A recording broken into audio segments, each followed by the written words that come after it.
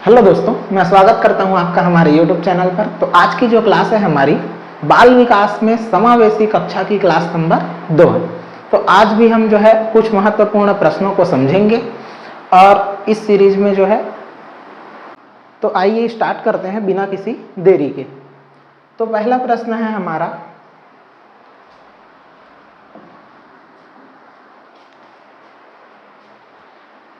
RT act 2009 के अनुसार प्राथमिक विद्यालयों में शिक्षकों को प्रति सप्ताह कुल कितने घंटे की योजना बनाकर कार्य करनी है। तो आरटी का मतलब है यहाँ राइट टू एजुकेशन, शिक्षा अधिकार अधिनियम में प्रति सप्ताह कुल कितने घंटे जो है कार्य करना है योजना बनाकर। तो ये आपको जो है याद रखना है कि शिक्षकों को जो है 45 घंटे कार्य जो है करने हैं।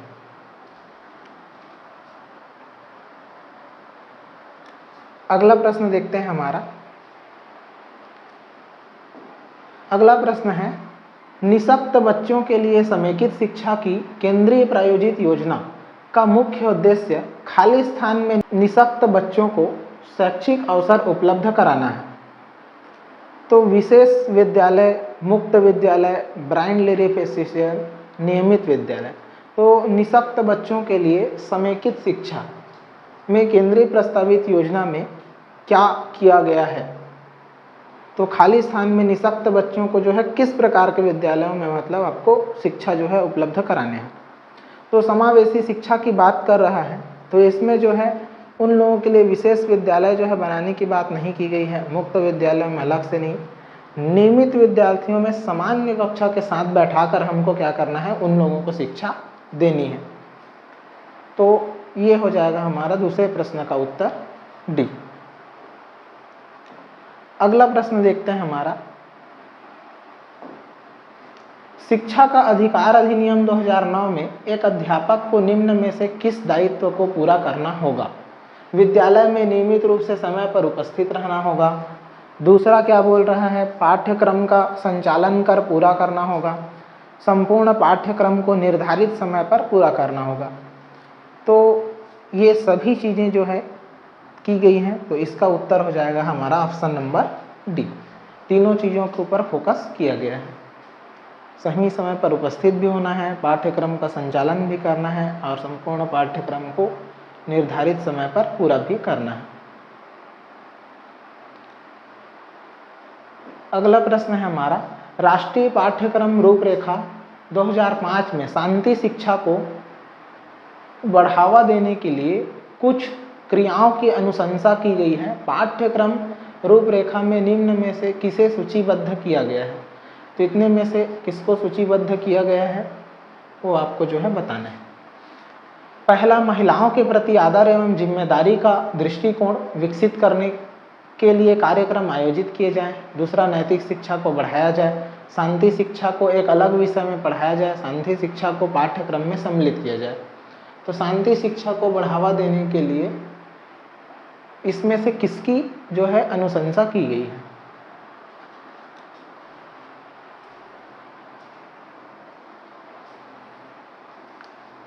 तो इसका राइट आंसर हो जाएगा हमारा ऑप्शन नंबर ए, महिलाओं के प्रति आदर एवं जिम्मेदारी का दृष्टिकोण विकसित करने के लिए। क्योंकि शुरुआती अवस्था में जो है महिलाओं के प्रति जो सम्मान था वो बहुत कम था। शिक्षा से उन लोगों को दूर रखा जाता था, वंचित किया जाता था। तो उन सब चीज़ों को देखते हुए, ध्यान में रखते हुए उनका आदर और सम्मान करने के हिसाब से हमको जो है कार्यक्रम आयोजित करने चाहिए और शिक्षा को बढ़ावा देना चाहिए। तो ये हो जाएगा हमारा ऑप्शन नंबर ए। अगला प्रश्न देखते हैं,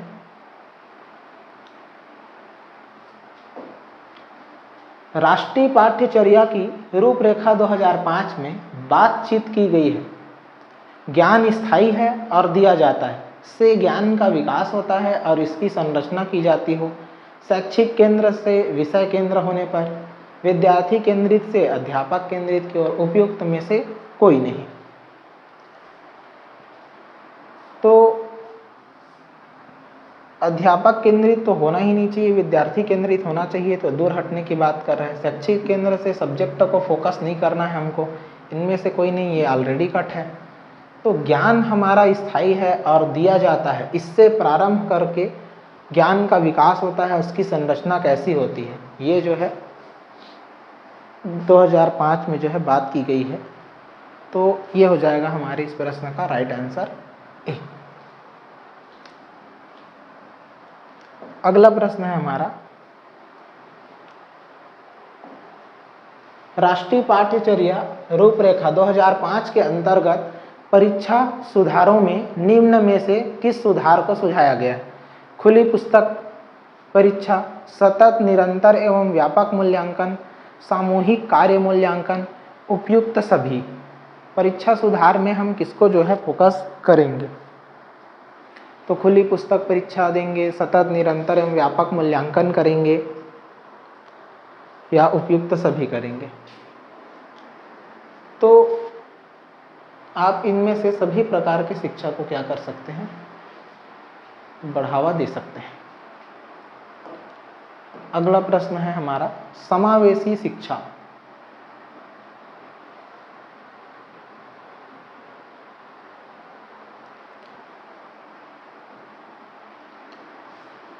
उस विद्यालयी शिक्षा व्यवस्था की ओर संकेत करती है। पहला ऑप्शन दिया गया है, विशेष आवश्यकता वाले बच्चों को विशिष्ट विद्यालय के माध्यम से शिक्षा देने को प्रोत्साहित करती है, केवल बालिका शिक्षा को बढ़ावा देने की आवश्यकता पर बल देती है, जो सभी निर्योग्य बच्चों को शामिल करती है, उनकी शारीरिक, बौद्धिक, मानसिक, सामाजिक, भाषिक या अन्य विभिन्न योग्यता स्थितियों को ध्यान में रखे बगैर सभी बच्चों को शामिल करती है। तो समावेशी शिक्षा के पहले क्लास में मैंने आपको बताया था कि समावेशी शिक्षा में हम उनकी बौद्धिक, सामाजिक, संवेगात्मक, मानसिक किसी भी प्रकार की स्थितियों को ध्यान में रखे बगैर हम उसको क्या करेंगे? शामिल करेंगे। तो ये हो जाएगा हमारे इस प्रश्न का राइट आंसर, समावेशी शिक्षा। तो अगला प्रश्न देखते हैं,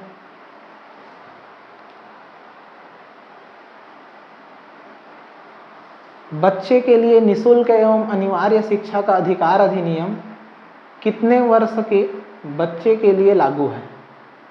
6 से 14 वर्ष, 7 से 13 वर्ष, 5 से 11 वर्ष, 6 से 12 वर्ष, ये आपको जो है बताना है। तो निःशुल्क एवं अनिवार्य शिक्षा का अधिकार अधिनियम जो है हमारा 6 से 14 वर्ष के लिए जो है लागू किया गया है। इनको अनिवार्य रूप से जो है शिक्षा प्रदान करनी है, और इसके लिए जो है केंद्र सरकार ने सभी राज्य सरकारों को ये आदेश दिया है कि उनकी जो शिक्षा है वो अनिवार्य रूप से होनी चाहिए।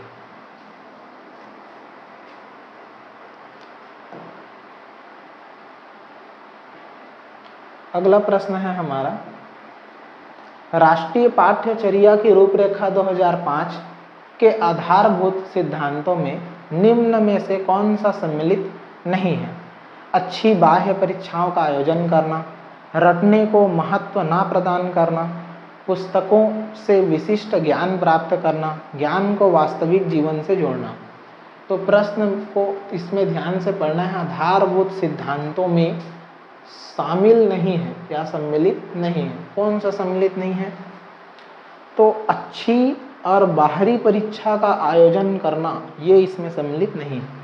बाकी ये रटंत्र प्रणाली से मुक्त करने की बात करता है, पुस्तकों के ज्ञान को हमारे वास्तविक ज्ञान से जोड़ने की बात करता है, और पुस्तक से विशिष्ट प्रकार के ज्ञान को भी बात करने की बात करता है। रटना जहाँ पर दिखा, इसका मतलब वो पहले ही गलत हो जाएगा, इस बात का ध्यान रखना। अगला प्रश्न है हमारा,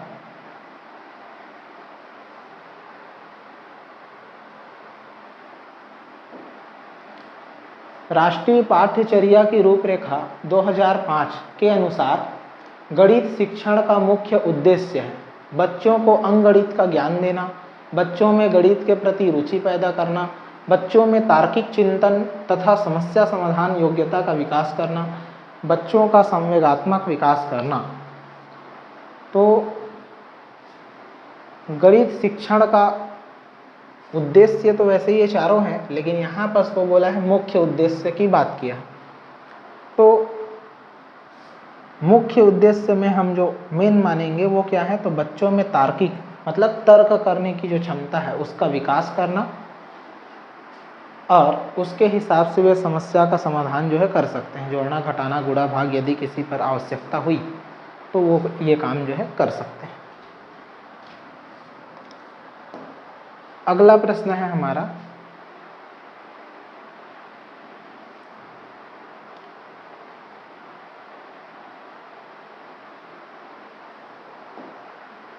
निःशक्त बालकों की शिक्षा के लिए प्रावधान किया जा सकता है। निःशक्त जो बालक हैं उनकी शिक्षा के लिए क्या प्रावधान किया जा सकता है, तो पहला समावेशित शिक्षा द्वारा, मुख्य धारा में डालकर, समाकलन द्वारा, इनमें से कोई नहीं। तो आपको समझ में आ गया होगा हमारा जो टॉपिक चल रहा है वो चल रहा है समावेशी शिक्षा। तो निःशक्त बच्चों को हम समावेशित शिक्षा दे सकते हैं।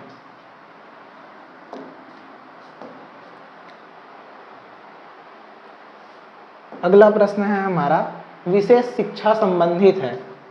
पहला, मेधावी विद्यार्थियों के लिए शिक्षा से, कम योग्य विद्यार्थियों के लिए शैक्षिक कार्यक्रम से, अध्यापकों के लिए प्रशिक्षण से, पिछड़ी बुद्धि के विद्यार्थियों के लिए प्रशिक्षण कार्यक्रम से। तो विशेष शिक्षा की आवश्यकता हमको किन बालकों के लिए जरूरी है या किन के लिए जरूरी है, ये आपसे पूछ रहा है। तो विशेष शिक्षा जो है हमें कम योग्य विद्यार्थियों के लिए शैक्षणिक कार्यक्रम से, कम जो योग्य वाले विद्यार्थी हैं इनके लिए जो है विशेष शिक्षा की आवश्यकता होती है। और समावेशी शिक्षा में इस विशेष शिक्षा को उनको सामान्य क्लास में ही बैठाकर दिया जाना चाहिए, इसकी अनुशंसा जो है की गई है। कई बार जो है कन्फ्यूजन हो जाता है, विशेष बच्चे हैं यदि तो उसको विशेष विद्यालय में विशेष शिक्षा दी जानी चाहिए, ऐसा तो ये जो है पूरा गलत है।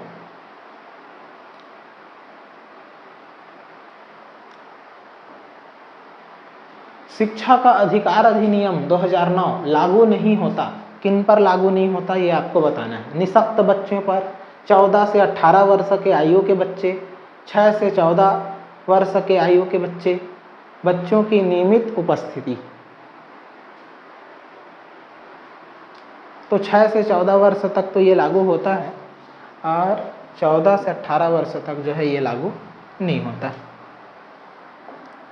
तो ये हमारे इस प्रश्न का राइट आंसर हो जाएगा ऑप्शन नंबर सी, जो कि ऊपर में चला गया है। अगला प्रश्न देखते हैं।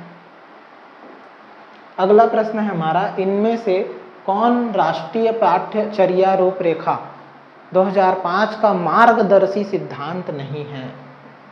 सिद्धांत नहीं है। ज्ञान को स्कूल के बाहरी जीवन से जोड़ना, पढ़ाई को रतंत्र प्रणाली से मुक्त कराना, अंग्रेजी भाषा में शिक्षा देना, बच्चों को चहुमुखी विकास के अवसर उपलब्ध कराना। 4 ऑप्शन आपके पास दिए गए। तो राष्ट्रीय पाठ्यचर्या रूपरेखा जो है ज्ञान को स्कूल के बाहरी जीवन से जो है जोड़ने की बात तो कहता ही है, पढ़ाई को रतंत्र प्रणाली से मुक्त, रटने की जो पद्धति है उससे मुक्त करने की भी बात करता है। अंग्रेजी भाषा में शिक्षा देने की बात ये जो है नहीं करता। अंग्रेजी भाषा राष्ट्रीय पाठ्यचर्या में जो है शामिल है, लेकिन यहाँ पर बात की गई है अंग्रेजी भाषा में शिक्षा देना। तो ये आपको समझना है, अंग्रेजी भाषा जो है भाषा को शिक्षा में शामिल करने की बात किया गया है, लेकिन अंग्रेजी भाषा में शिक्षा देने की बात नहीं की गई है। ये आपको ध्यान रखना है। इन दोनों में कन्फ्यूजन बिल्कुल भी नहीं होना चाहिए। अगला प्रश्न देखते हैं।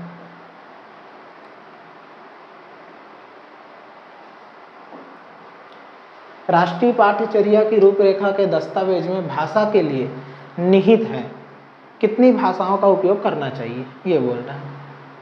एक भाषा, द्विभाषा मतलब 2 भाषा, 3 भाषा, बहुभाषा, बहुत सारे भाषा। राष्ट्रीय पाठ्यचर्या की रूपरेखा, तो राष्ट्रीय पाठ्यचर्या की रूपरेखा में जो है एक ही भाषा की बात की गई है, बाकी जो है हिंदी इंग्लिश कॉमन रहेगा और एक भाषा जो है उसको चुनने का अवसर जो है प्रदान किया गया है। तो ये हो जाएगा हमारा ऑप्शन नंबर ए।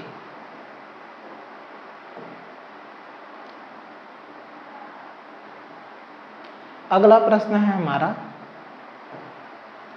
समन्वित शिक्षा की सफलता निर्भर करती है समुदाय के समर्थन पर, पाठ्य पुस्तकों की उत्कृष्टता पर, शिक्षण अधिगम वस्तु की गुणवत्ता पर, शिक्षक में अभिवृत्तिगत परिवर्तन पर। तो समन्वित शिक्षा जो है कि सफलता निर्भर करती है समुदाय के समर्थन पर, क्या समाज उसको सपोर्ट करेगा तब, पाठ्य पुस्तक जितने अच्छे रहेंगे, एक्सीलेंस रहेंगे उस पर, शिक्षण अधिगम वस्तु पढ़ाने के लिए जो हमको वस्तु दी गई है उसकी क्वालिटी यदि ठीक रहेगी तो, या फिर चौथा बोल रहा है शिक्षक में अभिवृत्तिगत परिवर्तन पर, शिक्षक में जो है उसके आदतों में, शैक्षणिक आदतों में सुधार पर। तो इस प्रश्न के ऊपर एनालिसिस किया गया तो इस प्रश्न में जो है किताबों में जो उत्तर दी गई है वो है पाठ्य पुस्तकों की उत्कृष्टता पर। लेकिन जब हमने इसको क्या किया, गूगल किया, तो इसका जो उत्तर मिला हमको ये मिला समुदाय के समर्थन पर। तो आप जो है अपने विवेक के हिसाब से इसमें से उत्तर जो है चयन कर सकते हैं। समन्वित शिक्षा की सफलता समुदाय के, समाज के समर्थन पर होगा कि पाठ्य पुस्तक अच्छे रहेंगे तो होगा। वैसे तो इस प्रश्न को यदि आप ध्यान से पढ़ेंगे और थोड़ा विचार करेंगे तो चारों ही ऑप्शन इसके लिए अनुपयुक्त लग रहे हैं। यदि मुख्य की बात करें तो समन्वित शिक्षा में समुदाय के समर्थन पर ये उत्तर है और पाठ्य पुस्तक जो है ग्रुप वाला ये उत्तर है। आप जो है अपने हिसाब से इसका उत्तर का चयन कर सकते हैं। चलिए फिर आगे बढ़ते हैं, अगला प्रश्न देखते हैं हमारा।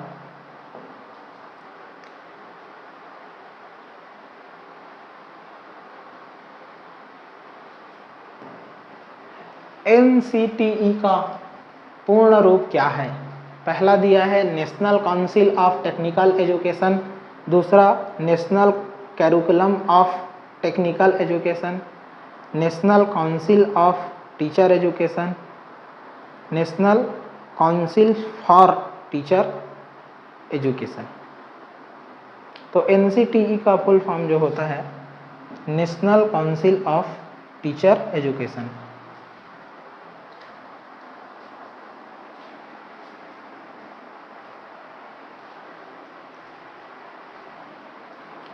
जिसको आप राष्ट्रीय अध्यापक शिक्षा परिषद के रूप में भी जानते हैं, national council of teacher education.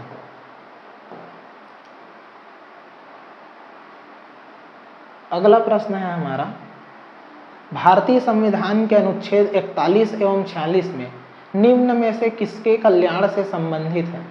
तो निम्न में से किसके कल्याण से संबंधित है? पहला आपको बताना है क्या आर्थिक रूप से पिछड़े व्यक्तियों से, दूसरा आपको बताना है विकलांग व्यक्तियों से, तीसरा आपको बताना है धार्मिक रूप से पिछड़े व्यक्तियों से, चौथा जो बताना है क्षेत्रीय रूप से पिछड़े व्यक्तियों से।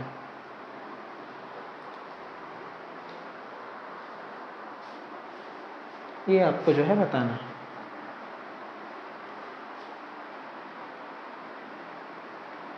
तो भारतीय संविधान का अनुच्छेद 41 एवं 46 जो है वो हमारा जो है आर्थिक रूप से पिछड़े व्यक्तियों से जो है संबंधित है। जो आर्थिक रूप से संपन्न नहीं है उसके शिक्षा क्षेत्र से संबंधित है। अगला जो प्रश्न है हमारा वो देखते हैं, जिन विद्यार्थियों में समेकित शिक्षा दी जाती है उसके शिक्षकों को किस क्षेत्र विशेष में प्रशिक्षित करना चाहिए? पहला विशेष आवश्यकता वाले बच्चों की पहचान और शिक्षण करना, दूसरा जो है व्याख्यान विधि द्वारा शिक्षण, क्रियात्मकता के साथ शिक्षण, और डी दिया है हमारा उपरोक्त में से कोई नहीं। जिन विद्यालयों में समेकित शिक्षा दी जाती है मतलब समावेशी शिक्षा दी जाती है उनके शिक्षकों को किस क्षेत्र विशेष पर प्रशिक्षित करना चाहिए? तो किस क्षेत्र पर करना चाहिए? जो विशेष आवश्यकता वाले बच्चे हैं उनकी पहचान और उनका शिक्षण जो है इस पर विशेष प्रशिक्षित करना चाहिए। तो ये हो जाएगा हमारा ऑप्शन नंबर ए।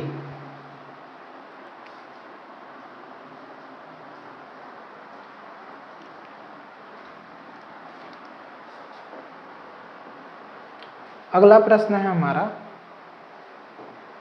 सफल समावेशन को निम्नलिखित की आवश्यकता होती है सिवाय, मतलब छोड़कर। सफल समावेशन, पहला पृथक्करण, तो अलग करके। दूसरा अभिभावकों की भागीदारी, क्षमता संवर्धन, संवेदनशील बनाना। तो सफल समावेशन जो है आवश्यक होती है हमारा केवल अलगाव की स्थिति को छोड़कर। अलग बैठाकर हमको शिक्षा नहीं देना है, सामान्य बच्चों के साथ देना। तो सिवाय पृथक्करण के बाकी सब जो है जरूरी है।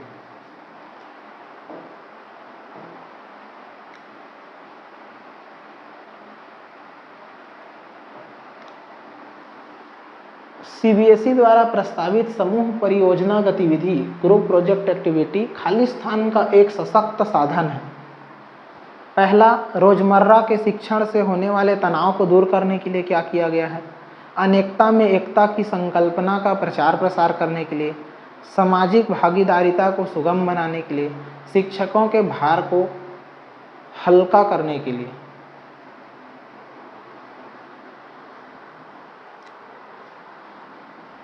तो सीबीएसई द्वारा जो ग्रुप प्रोजेक्ट एक्टिविटी है वो जो है सामाजिक भागीदारिता को सुगम बनाने के लिए जो है एक सशक्त साधन है।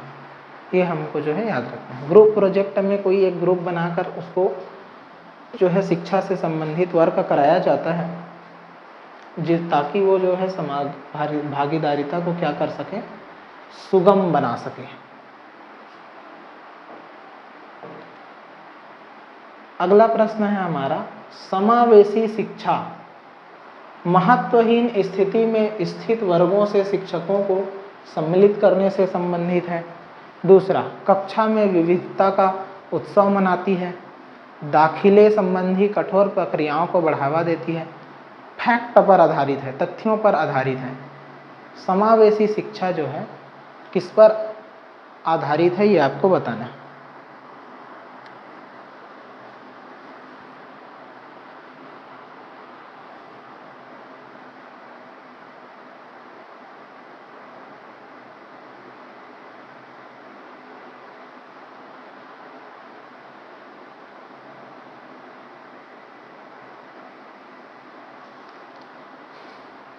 तो महत्वहीन स्थिति में स्थित वर्गों से शिक्षकों को सम्मिलित करने से, तो क्या शिक्षक को हम सम्मिलित करेंगे तो समावेशी शिक्षा होगा।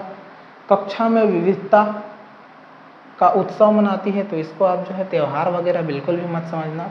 कक्षा में जो है विविधता का उत्सव मनाती है मतलब प्रदर्शन करती है, ऐसा आप समझ सकते हैं। दाखिले संबंधी कठोर प्रक्रियाओं को बढ़ावा देती है, फैक्ट पर आधारित होती है। तो समावेशी कक्षा में जो है वो विविधता का प्रदर्शन करती है। विविधता में जो है सभी प्रकार से पिछड़े हो, सामान्य हो, प्रतिभाशाली हो, बालक हो, सब प्रकार के बालकों को एक ही साथ एक ही कक्षा में बैठाया जाता है। इस कारण से जो है यह विविधता से संबंधित होगा। तो इसका उत्तर हो जाएगा हमारा ऑप्शन नंबर बी।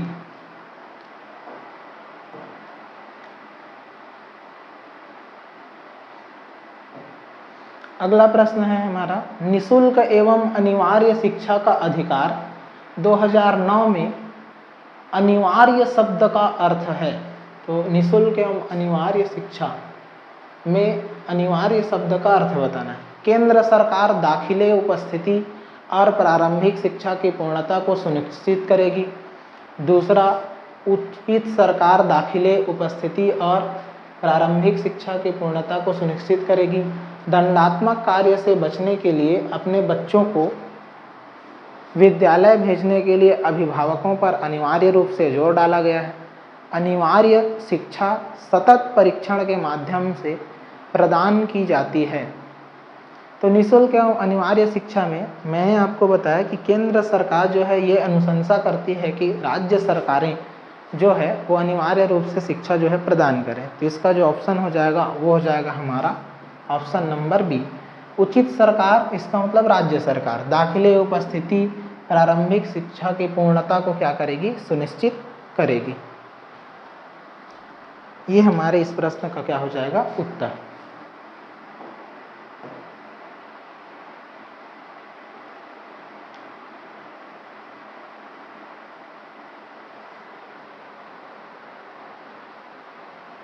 अगला प्रश्न है हमारा, शिक्षा का अधिकार अधिनियम 2009 के क्रियान्वयन के बाद कक्षा कक्ष अप्रभावित है क्योंकि शिक्षा का अधिकार विद्यालयों में कक्षा की औसत आयु को प्रभावित नहीं करता, लिंग के अनुसार समझाती है, लिंग के अनुसार अधिक समझाती है, आयु के अनुसार अधिक विषम जाती है। ये आपको जो है बताना है। 2009 के क्रियान्वयन के बाद कक्षा कक्ष में क्या हुआ है ये आपको बताना है।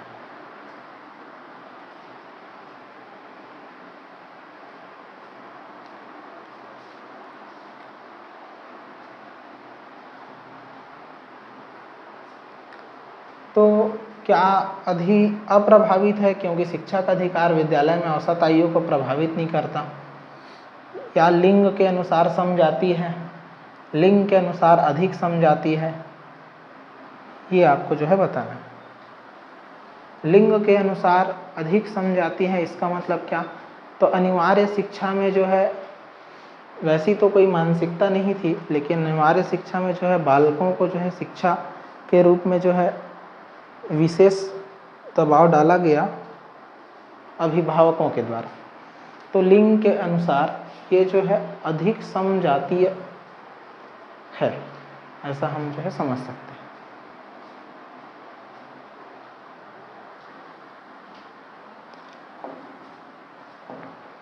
अगला प्रश्न देखते हैं,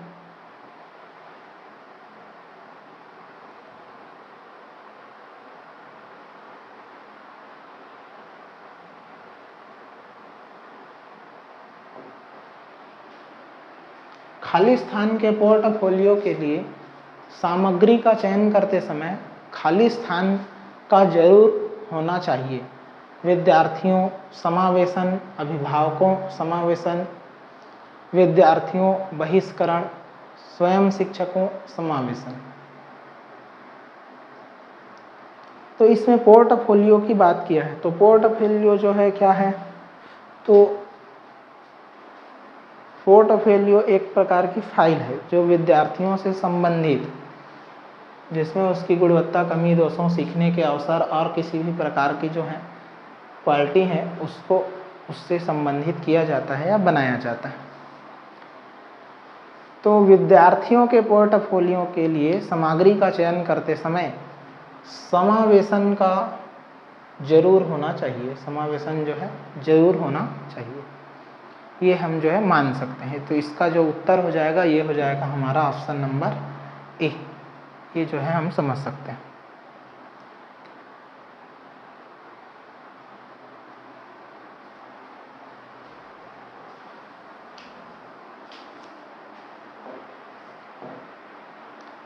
अगला प्रश्न है हमारा, सीबीएसई शिक्षार्थियों के लिए व्यक्तिगत गतिविधियों के स्थान पर सामूहिक गतिविधियों की संस्तुति करता है, ऐसा करने के पीछे विचार हो सकता है।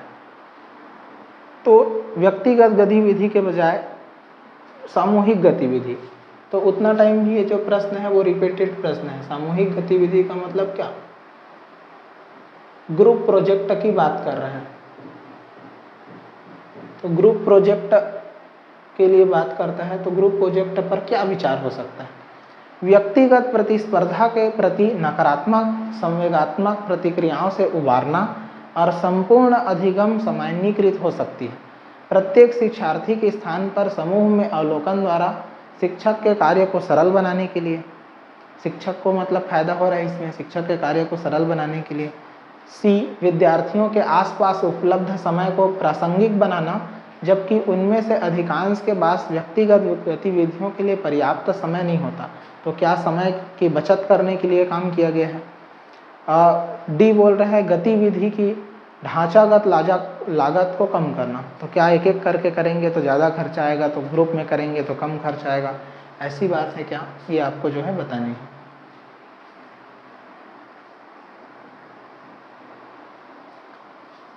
तो इसका जो मुख्य उत्तर दिख रहा है वो क्या है, तो व्यक्तिगत प्रतिस्पर्धा के प्रति नकारात्मक संवेगात्मक प्रतिक्रियाओं से उबारना है उनको, और संपूर्ण अधिगम सामान्यीकृत हो सकती है, एक साथ हो सकती है, सामान्य रूप से हो सकती है। इसके लिए जो है उन्होंने ये काम किया है। तो ये हो जाएगा हमारा ऑप्शन नंबर ए।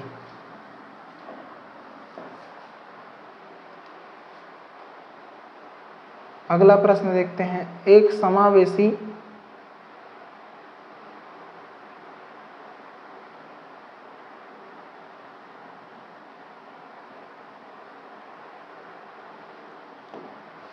विद्यालय, तो क्या होता है उसमें शिक्षार्थियों की निर्योग्यता के अनुसार उनकी सीखने की आवश्यकताओं को निर्धारित करता है। शिक्षार्थियों की क्षमताओं की परवाह किए बिना सभी के अधिगम परिणामों को सुधारने के लिए प्रतिबद्ध होता है।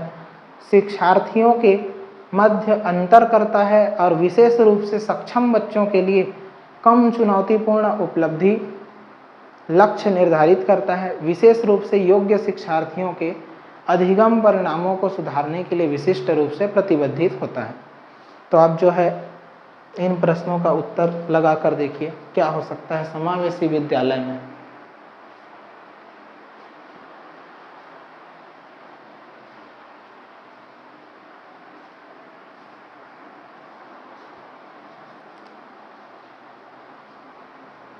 तो समावेशी शिक्षा में हम क्या करते हैं, तो शिक्षार्थियों की क्षमता कितनी है उसकी परवाह किए बिना सभी, तो सभी बोला है मतलब समावेशन की बात किया है, सभी के अधिगम परिणामों को सुधारने के लिए प्रतिबद्ध होता है। जो समावेशी विद्यालय है वो सबके लिए काम करता है, तो कौन ज़्यादा जानता है कौन कम जानता है इससे मतलब नहीं। ये हो जाएगा हमारा उत्तर। अगला प्रश्न देखते हैं।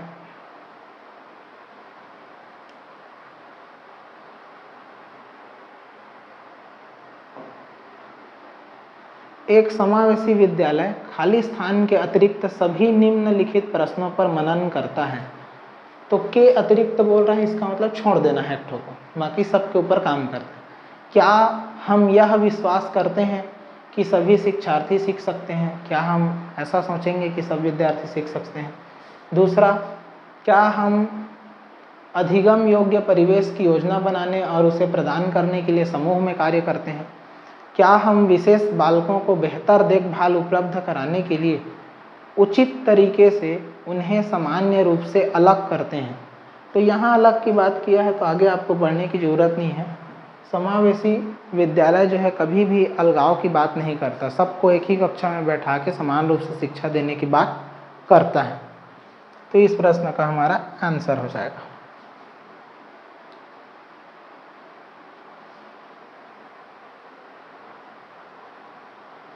अगला प्रश्न है हमारा, सीबीएसई द्वारा अपनाए गए प्रगतिशील शिक्षा के प्रतिमान में बच्चों का समाजीकरण जिस प्रकार से किया जाता है उससे अपेक्षा की जा सकती है कि, क्या अपेक्षा की जा सकती है? किसी भी प्रकार की सामाजिक पृष्ठभूमि से होते हुए भी वे वह सब स्वीकार करें जो उन्हें विद्यालय द्वारा प्रदान किया जाता है। वे समय नष्ट करने वाली सामाजिक आदतों प्रकृति का त्याग करें और सीखें कि किस प्रकार अच्छी श्रेणियां पाई जाती हैं। वे सामूहिक कार्य में सक्रिय भागीदारिता का निर्वाह करें तथा सामाजिक कौशल सीखें। वे बिना प्रश्न उठाए समाज के नियमों विनियमों का अनुपालन करने के लिए तैयार हो सकें। ये जो है 4 ऑप्शन आपको दिए गए हैं। प्रगतिशील शिक्षा जिससे बच्चों का समाजीकरण किया जा सके, इसके लिए क्या ऑप्शन हो सकता है ये आपको बताना है।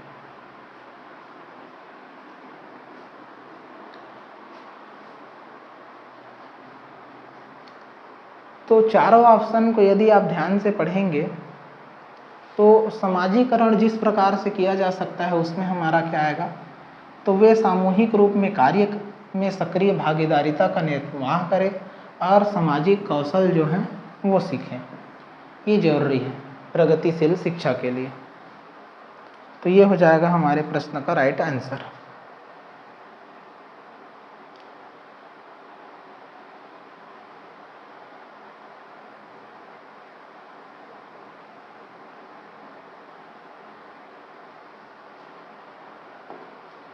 अगला प्रश्न है हमारा, विद्यालय में समावेशन मुख्यतः केंद्रित होता है। विद्यालय में समावेशन जो है मुख्यतः केंद्रित होता है। विद्यालय में निरक्षर अभिभावकों की शैक्षिक आवश्यकता पर, क्या किसी के माता पिता पढ़े नहीं हैं तो उसकी शैक्षिक आवश्यकता पर निर्भर होता है। विशिष्ट श्रेणी वाले बच्चों के लिए सूक्ष्म अति सूक्ष्म प्रावधानों के निर्माण पर, क्या विशिष्ट श्रेणी के जो बच्चे हैं उसके लिए हम छोटे से छोटे प्रावधान का निर्माण कर सकते हैं।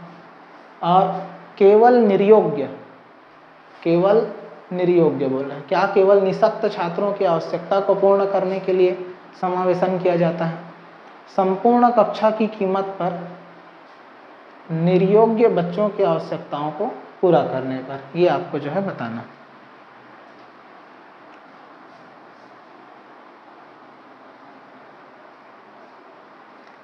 तो विद्यालय में समावेशन जो है मुख्यतः केंद्रित होगा हमारा विशिष्ट श्रेणी से जो बच्चे आए हैं उनके लिए सूक्ष्म से सूक्ष्म प्रावधानों के निर्माण पर। ये हमारा क्या हो जाएगा, मेन फोकस होना चाहिए, ताकि उनकी एजुकेशन स्थिति में जो है सुधार आ सके। तो ये हो जाएगा हमारा ऑप्शन नंबर बी। अगला प्रश्न देखते हैं। अगला प्रश्न है हमारा, सभी के लिए विद्यालयों में सभी की शिक्षा, सभी के लिए सभी की शिक्षा निम्नलिखित में से किसके लिए प्रचार वाक्य हो सकता है।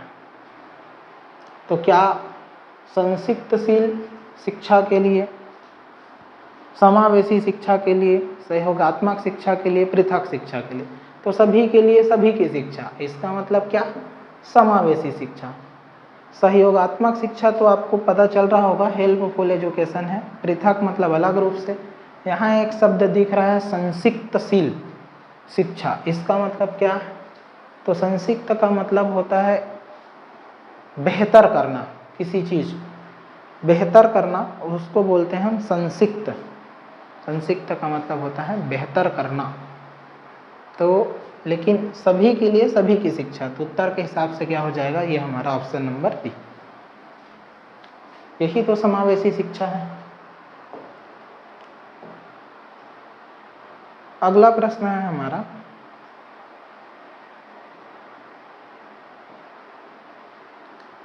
एनसीएफ 2005 के अनुसार गलतियां इस कारण महत्वपूर्ण होती है। तो बच्चों से यदि गलती होती है तो वो क्यों महत्वपूर्ण है, गलतियों भी जो है वो क्यों महत्वपूर्ण है, ये आपको बताना है। यह कक्षा से कुछ बच्चों को हटाने के लिए आधा स्थान उपलब्ध करती है। क्या बच्चे यदि गलत करते हैं तो उनको कक्षा से हटा देंगे, दरकिनार कर देंगे कि ये जो तो है ये गलत बोल रहा है, इसको जो है पीछे में बैठाया जाए, ये काम करने के लिए। दूसरा, यह अध्यापकों को बच्चों को डांटने के लिए अच्छा तरीका उपलब्ध कराता है। गलती कर दिया तो उसको टीचर जो है सुनाया जा रहा है, क्या इसके लिए है। और यह बच्चे के विचार की अंतर्दृष्टि उपलब्ध कराती है तथा समाधानों को पहचानने में सहायता करती है। गलतियां करता है तो बच्चा अपने आप में झांकता है, इसका मतलब ये है, अंतर्दृष्टि का मतलब अपने आप में झांकता है, और समाधानों को पहचानने में उसकी जो है स्वयं की सहायता होती है। ऐसा माना जाता है कि असफलता जो है सफलता की सीढ़ी होती है। जितना गलती करके आदमी सीखता है वो एकाएक नहीं सीख सकता। तो ये क्या, ये विचार है। अगला, यह विद्यार्थियों को उत्तीर्ण एवं अनुत्तीर्ण समूह में वर्गीकृत करने के लिए एक महत्वपूर्ण उपकरण है। तो इसमें का जो बेस्ट ऑप्शन लग रहा है वो हमारा क्या, विचार की अंतर्दृष्टि उपलब्ध कराता है और समाधानों को पहचानने में क्या करता है, सहायता करता है, जो उसकी असफलता है वो। तो आज के क्लास में हमने जो है समावेशी शिक्षा से संबंधित कुछ महत्वपूर्ण प्रश्नों को देखा। तो आज के क्लास के लिए बस इतना ही। आगे के क्लास में हम वापस जो है कुछ महत्वपूर्ण प्रश्नों को देखेंगे। धन्यवाद।